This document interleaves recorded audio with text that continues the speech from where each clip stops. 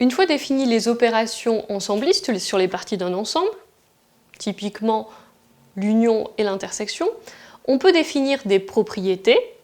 C'est la même chose lorsque, une fois définie sur R la multiplication et l'addition, on démontre l'associativité, la commutativité ou la distributivité. Alors ici, nous allons nous cibler sur la distributivité. Qu'est-ce que c'est que la distributivité?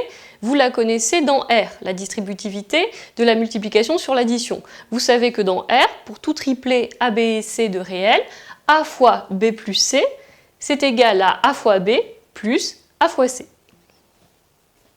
On va reprendre la même idée et regarder ce que cela donne pour les parties d'un ensemble. Soit E un ensemble, A, B et C, trois parties de E.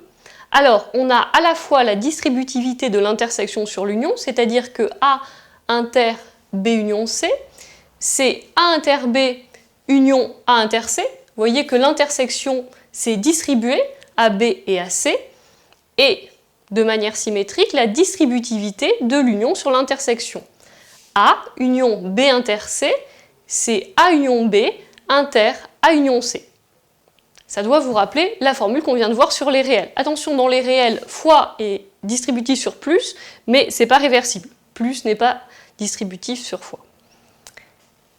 On va démontrer le 1, le 2 se démontrerait de manière analogue. On va se concentrer sur la démonstration du 1, qui est une preuve assez intéressante, dans le sens qu'elle nous fait démontrer une égalité d'ensemble. Et on se rappelle comment on démontre une égalité d'ensemble par double inclusion.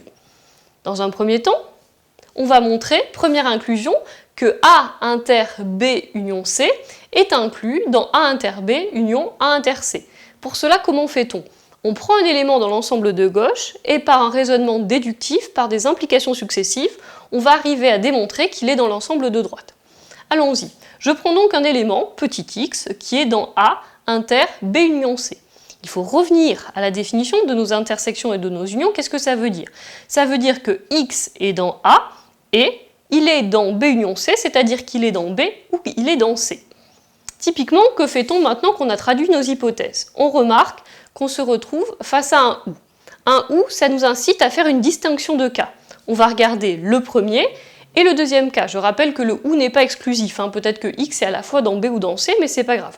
Les deux cas que l'on distingue ne sont pas forcément disjoints. Premier cas, si X est dans B. Alors, comme il était au départ dans A, il est dans A et dans B, donc dans A inter B. Par suite, il est bien dans A inter B ou dans A inter C. Deuxième cas, qui est le symétrique, si X est dans C, il est bien dans A et dans C, a fortiori, il est dans A inter B ou dans A inter C. Donc, par des implications, nous avons pris un élément dans ce premier ensemble et démontré qu'il était dans le second. C'est ainsi qu'on montre une inclusion d'ensemble. On va faire l'inclusion réciproque. Montrons à présent que A inter B union A inter C est inclus dans A inter B union C. Là encore, on commence par prendre un élément X qui est dans l'ensemble de gauche, A inter B union A inter C. Bon, je vais un petit peu plus vite parce que j'espère que vous avez compris le principe. Ici, on voit qu'on a une union, c'est-à-dire que X, soit il est dans A inter B, ou bien il est dans A inter C. Et cette union, qui traduit un OU en termes ensemblistes, nous incite là encore à faire une distinction de cas. On va regarder un cas puis l'autre. Premier cas, si X est dans A inter B, qu'est-ce que ça veut dire? Ça veut dire qu'il est dans A et dans B. Il est donc bien à la fois dans A et dans B union C, dans B ou C. D'où la conclusion. Deuxième cas, si X est dans A inter C, ça veut dire qu'il est dans A et dans C. Il est donc dans A et dans B ou C. D'où la conclusion. Par double inclusion, nous avons montré l'égalité d'ensemble. Je vous incite, à titre d'exercice, à démontrer la deuxième propriété de distributivité qui se montre exactement de la même manière. Et vous verrez ainsi si vous avez compris les mécanismes qui sont en jeu.